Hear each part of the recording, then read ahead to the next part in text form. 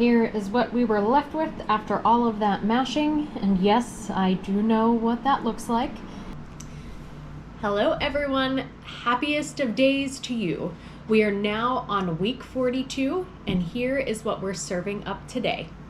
On the menu is cream of pea soup, toast sticks, roast beef with Yorkshire pudding, creamed macaroni, stewed tomatoes, green tomato soy, which we won't be making today.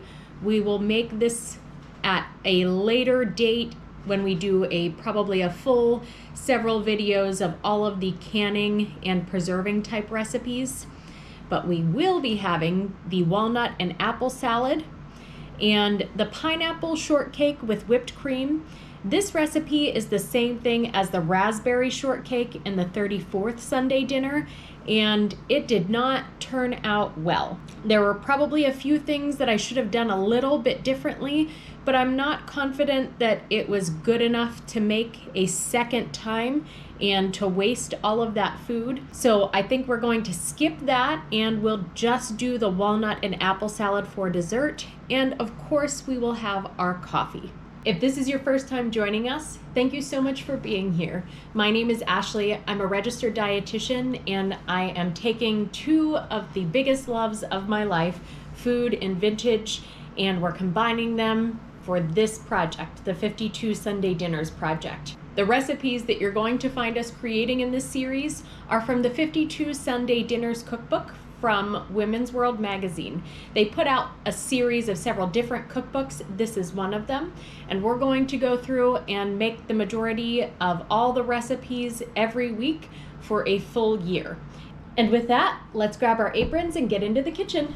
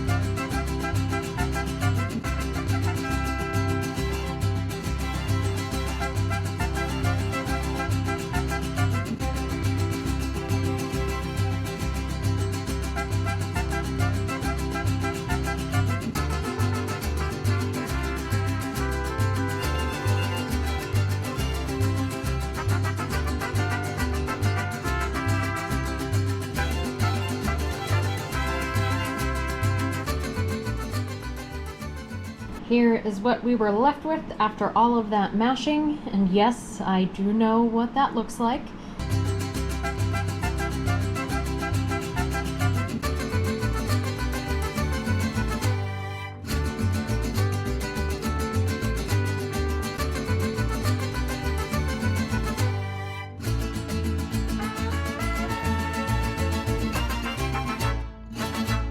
For this salad, I really wanted to find the raw walnuts and do the first part of this recipe, but I couldn't find any readily available in the few grocery stores I checked.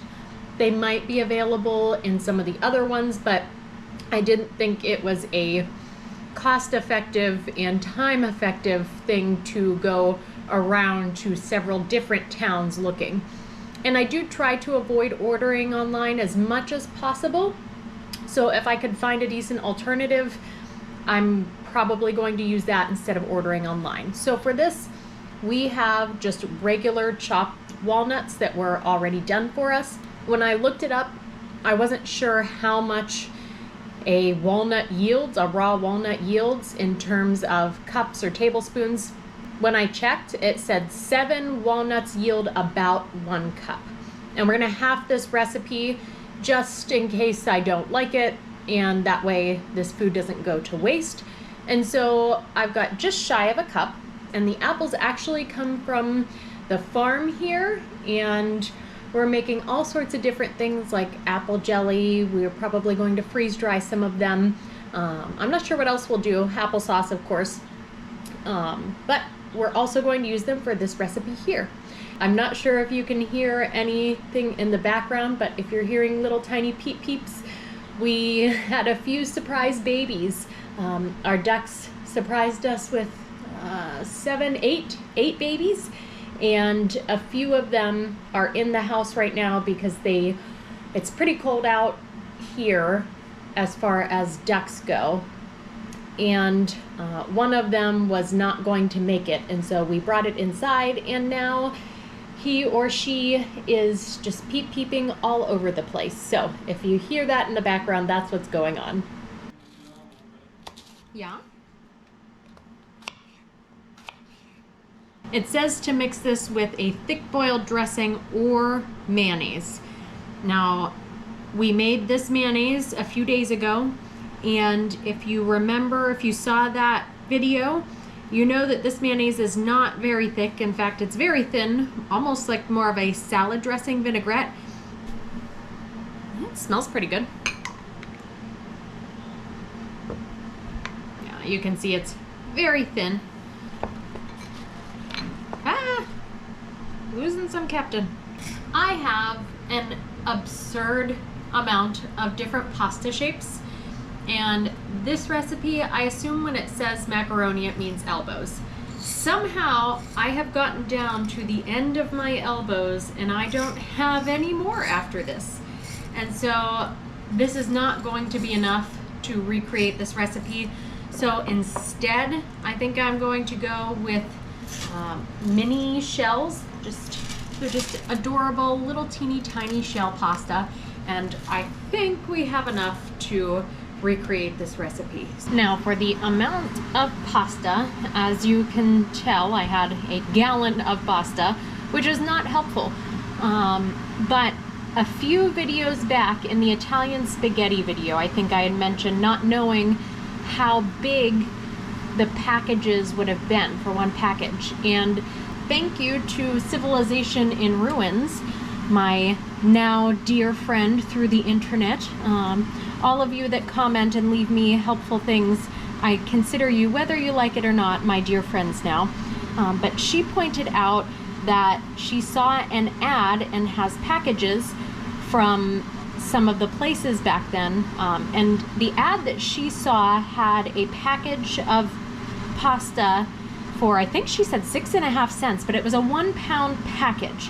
And so if in the early 1900s, but maybe it was 1911, I forget exactly what year you said that was, but it was a 1 pound package. And so I have measured out a pound of these little shells here, and that's what we're gonna cook up for this. For this roast beef, I chose an English roast. I don't know if that's correct or not, but I had it in the freezer, and it called for a Yorkshire pudding to go along with this, and it just felt like English roast was the right choice.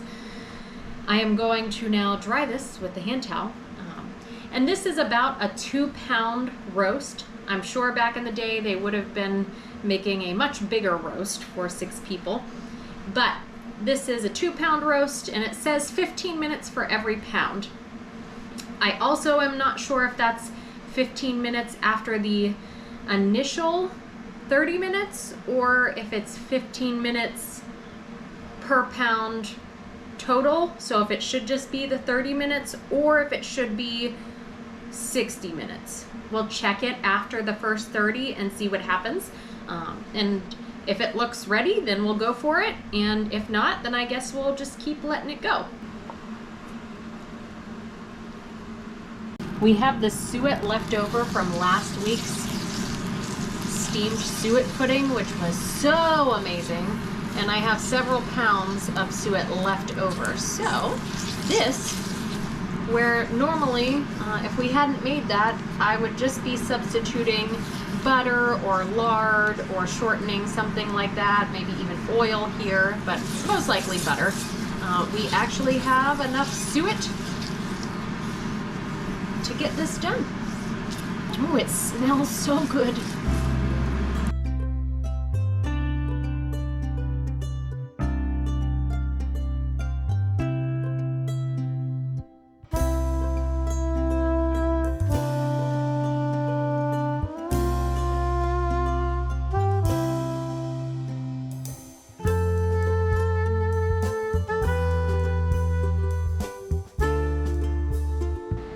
Two things. The roast is in the oven right now. I have the Yorkshire pudding batter mixed up. It wants us within a half an hour of being done to take a quarter cup of those drippings. I'm pretty sure with the size of the roast that we have, we might not have a quarter cup to spare, and it might be within a half an hour right now when we just started. And so I think I'm going to use some melted suet instead, and it might not have as complex or as deep of a beef flavor as it should, and maybe I'll get a little bit of the drippings in there, and maybe a few tablespoons or something. But my other thought is Yorkshire pudding. I did Google a little bit. I try not to do that. I try to just kind of go off of what these recipes say and what I'm thinking in this kind of mixed up brain of mine and seeing how it comes out. But I've never tried a Yorkshire pudding and actually didn't even know what it was, so Googled it ahead of time and looked up a few things, and all the ones I've seen are done in a muffin tin. But this recipe says to put it in a smaller baking dish. I'm not sure if I should be putting it in a baking dish or a muffin tin, and what I might do is I have this honkin' giant muffin tin here. This thing is like the size of maybe 2 or 3 muffins, so maybe we'll try it in here and kind of split the difference. But I don't want to screw it up and do it wrong. It says slice it, so it kind of indicates that maybe it would be in a loaf pan. And so, you're kind of seeing me work through what decision I want to make here. I think we're gonna go with the big muffin thing. I might be wrong. Some of you might be wishing I would have gone for something else. Some of you might be thinking, I'm so glad she's going with that because it's gonna be wrong, and it's fun to see the ways in which this is messed up. But hopefully I'm choosing this one, and it is going to turn out beautifully, and it's going to be delicious, and yeah, that's it. That's my decision.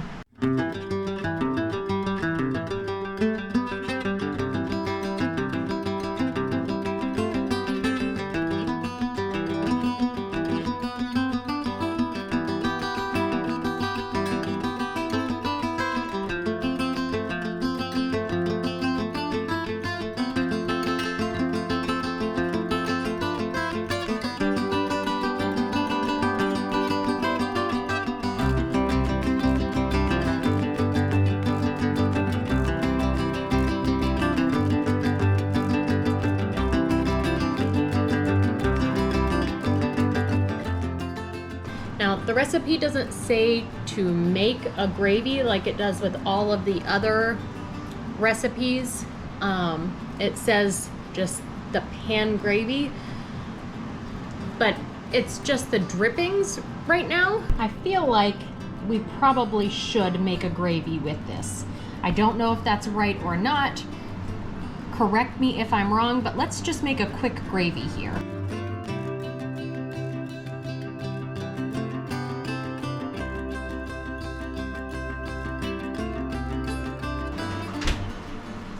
You know what? For my first time doing this, I don't think this is the worst that could have happened. We'll see how they end up tasting, but I don't think this looks too terrible compared to the pictures I've seen online. Heck, I am pretty thrilled with this.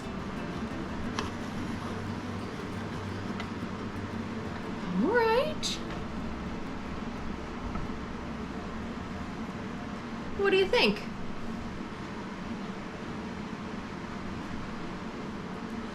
I like how it's kind of wiggly. It's very soft. They smell really nice. Let's get one cut open here. And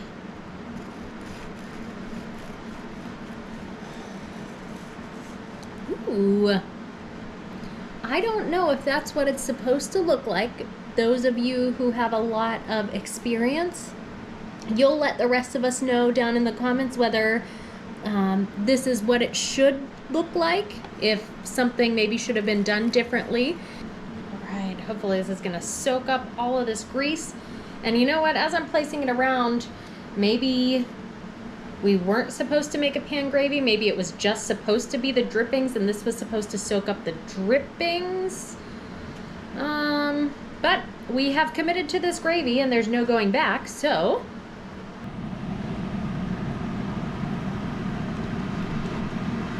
it's time to try all of the stuff that we made. It looks and smells really good.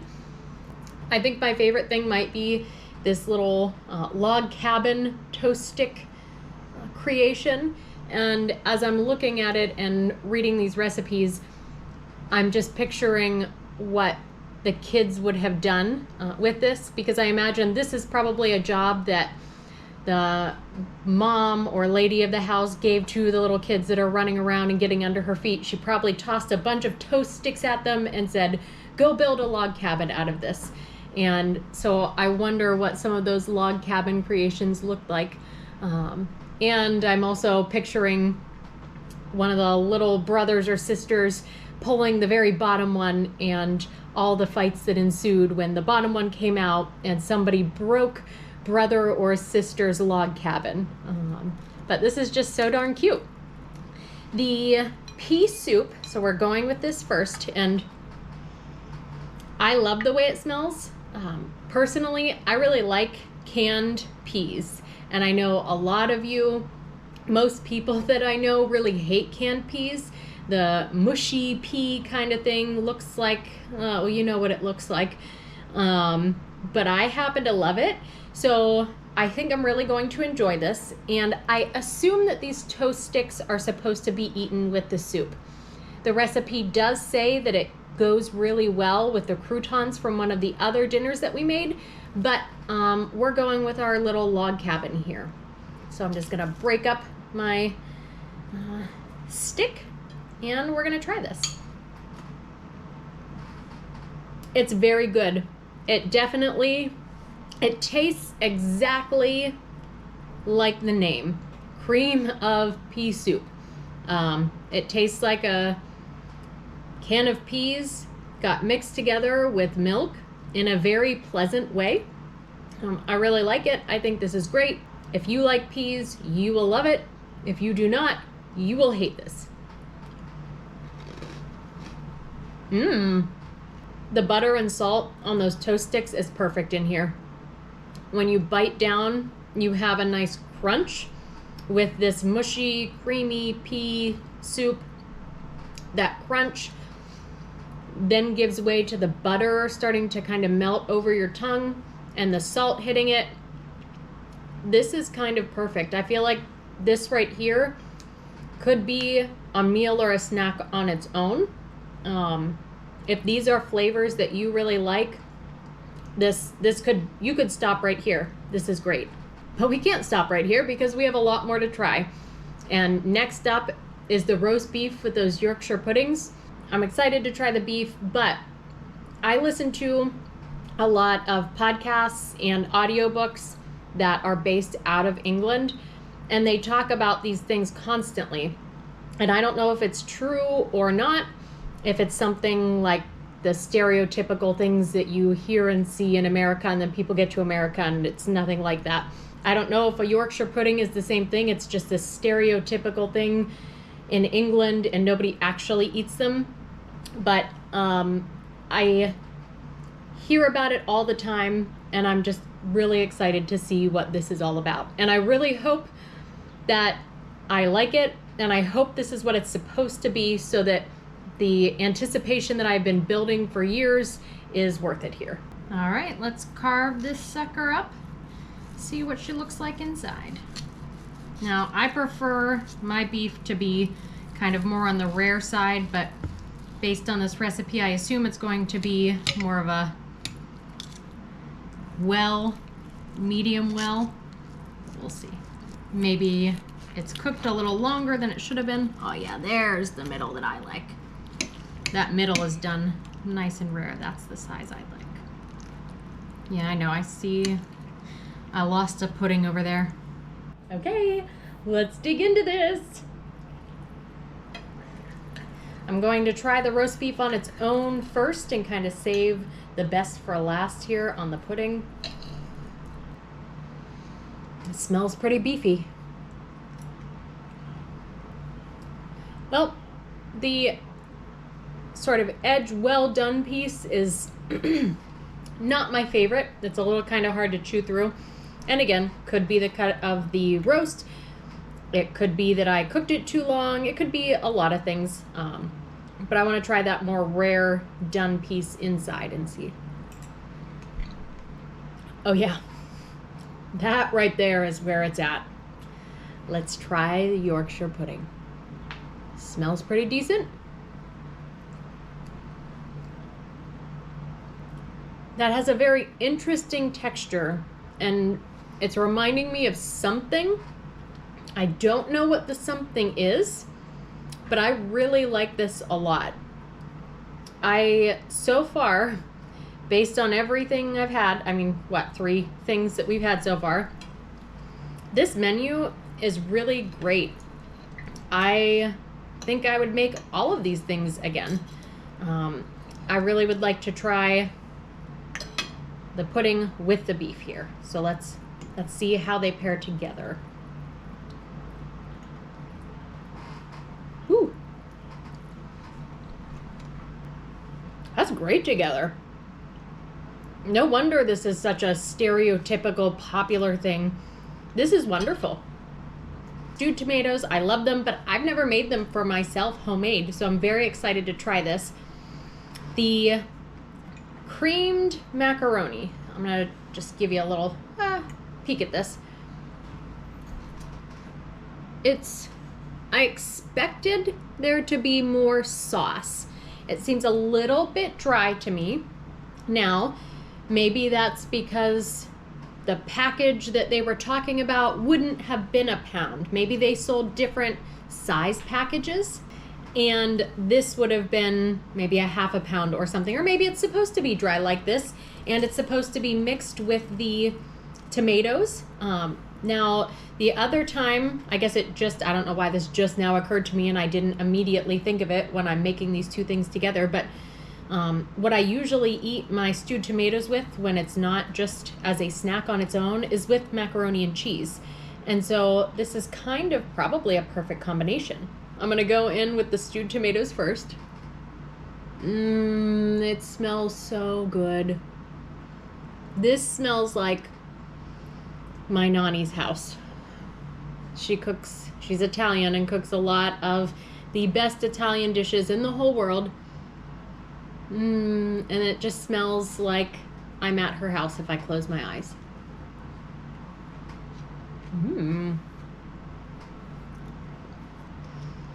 That is very tasty. For me personally, it's almost a slight bit too sweet. I wouldn't say too sweet. I think I would like it a little less sweet, and that could be because maybe I didn't use enough tomatoes, and maybe the ratio of tomato to the rest of these ingredients should be a little bit higher. But I have sort of a crunch of onion in there along with these tomatoes, and it's really wonderful. Yeah, that tastes amazing. I want to try. Maybe I should have gone for the creamed macaroni first, because I just had a whole burst of flavor with all of these homegrown tomatoes that were stewed with those spices and sugar and onions. And now I'm kind of going in for some, what I imagine might be a little bit bland macaroni, but let's give it a shot. Yeah, it tastes okay. It tastes a little plain, and it is a little bit on the dry side, but overall not bad. Let's mix them together.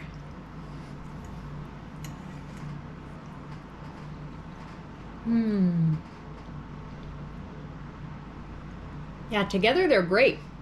Here's another one that I was excited about trying. And while I am disappointed that I didn't get my hands on raw walnuts in time to kind of try and shell those and boil them and chop them, I am excited to try this with our homemade mayonnaise, because if this is not your first video, you know my feelings about mayonnaise, you know how it turns out every time. But this is the mayonnaise we just made, and it seems like it'll suit this a little bit better. And from what all of you have told me in just about every one of the other comment sections and every other recipe or every other menu, is that today's commercial mayonnaise is not what they were talking about mixing with this. It would have been something that was a little closer to maybe a salad dressing, which is what we made. So let's give this here a try.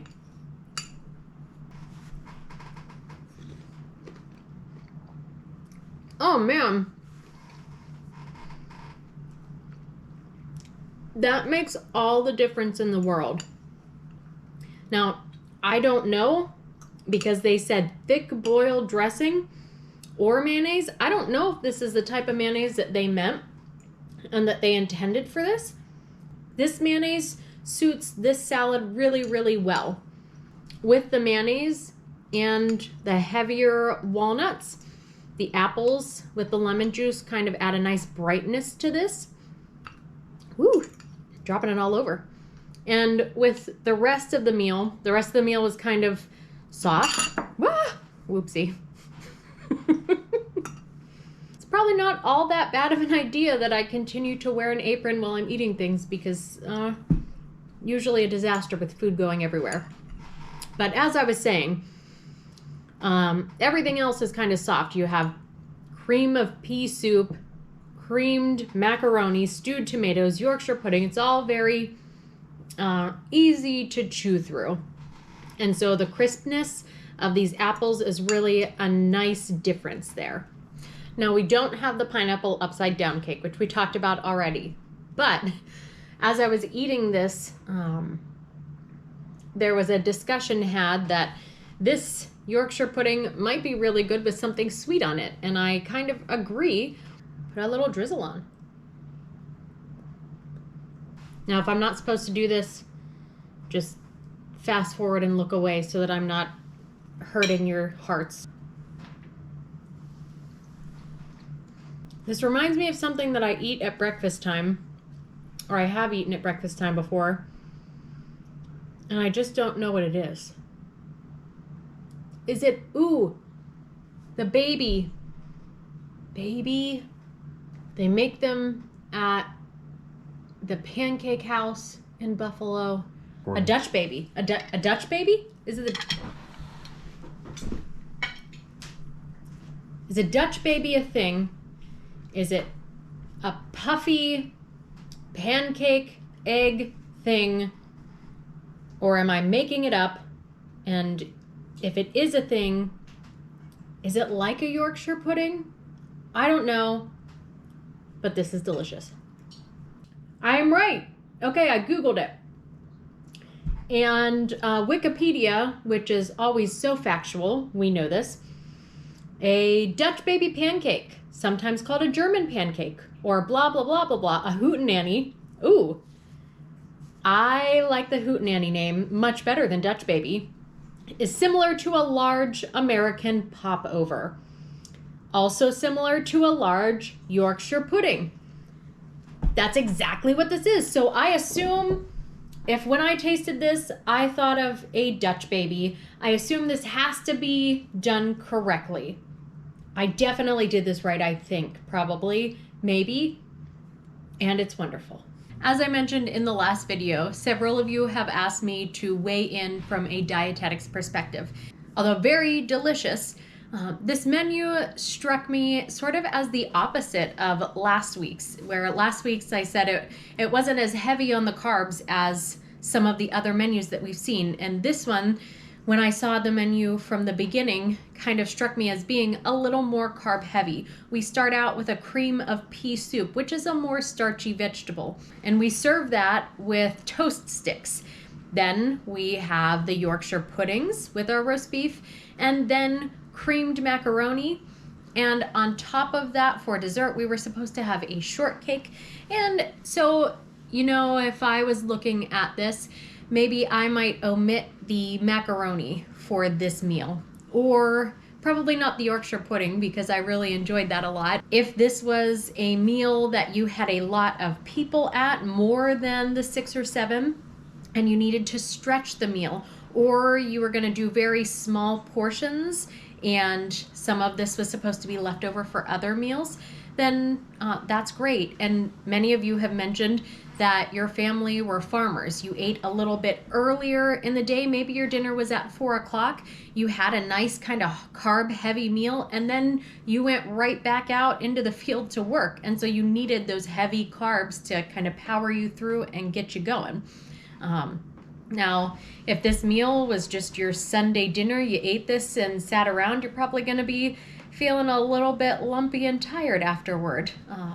But overall, yeah, not bad. I liked that there were a few different vegetables. You had the starchy vegetable at the beginning, and then you had tomatoes. You had the apples with the walnuts. There's some nice healthy fats in the walnuts there.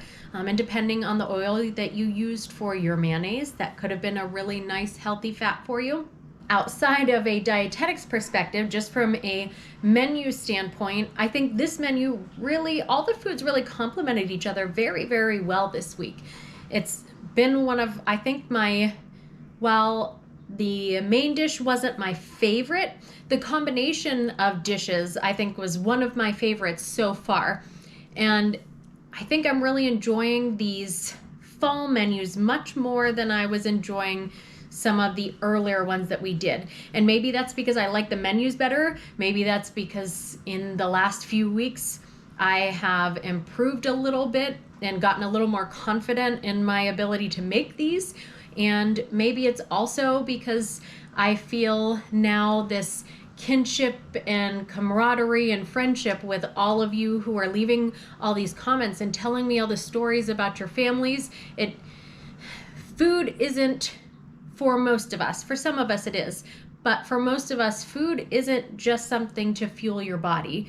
Food is something that we all bond over. It builds relationships. A few of you, of course, I know already in my life, but most of you I have never met in person and never will. But in the last few weeks, there are several dozen of you that I now feel a very strong connection and friendship with. And based on the stories that you've told me about your families and what you remember cooking with your parents, grandparents, great-grandparents, these foods now, I think, kind of mean something different to me than what they did when we started. When we started, to me, this food was just kind of bland 1920s food that had a little bit of a history to it, but didn't feel personal to me. And now hearing from all of you, it feels really personal and feels very connected. And I hope that that's something that's coming up for you as well. Those of you who are following along and who have watched from the beginning, many of you already feel a connection to these foods, and you've mentioned that. But I hope that as we go through and you continue to talk to each other in the comments, that you really start feeling connected over this food again. Which brings me to my next point. Something that I kind of foresaw when I started this project but didn't really know how I would do it. I pictured having like a live video going where maybe I sat down and had my dinner here on a live video while you guys are having your dinners, and we just kind of talk back and forth. And although maybe we aren't having a meal together in person, it feels like we're connecting and speaking and having a meal together. And so I'd like to start that in maybe the next few weeks. I don't know exactly how to do a live yet, but we're gonna figure it out. The first one could be a major disaster, but we'll learn through it and get through it together if that's something you all are interested in. If it is, leave me some comments below about that, if you are interested, if you aren't interested. And I think a little later this week, maybe in a day or two, I will throw up a poll and see what kind of an interest we have. And if more than a few of you would like to sit down on a live call and have dinner together, then that's what we're gonna do. And if you like what you've seen so far, please consider liking and subscribing so that you can continue to see each week all the failures and all of the improvements that we make. Please join us next week where we continue with the apple trend here, and we do some cinnamon apples as well as Duchess potatoes and grapefruit. It's a baby bird break. Come here, baby. Oh, hello.